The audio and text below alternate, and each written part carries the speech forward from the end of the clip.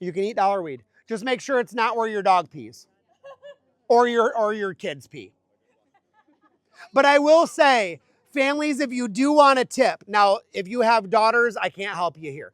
But if you have sons or husbands, the best place to go tinkle around the yard is at the base of a fruit tree. And I'm saying that in all seriousness. Urine is a 1-to-1 carbon to nitrogen ratio. It is 100% bioavailable to the plant, and it is chock full of nutrients and enzymes. Now, you got to make sure that you don't have any neighbors looking out there because you don't want the police showing up. Your HOA is not going to be real happy.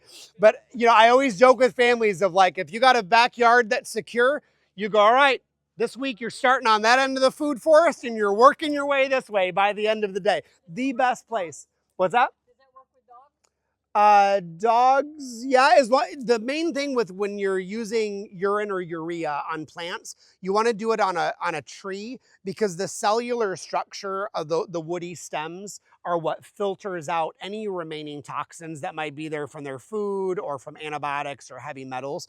But for the most part, if it's a hard stem, the cellular structure filters all of it out. And the reality is, when you buy fertilizer, it probably has urea in it anyway, which is urine. So you might as well use your own.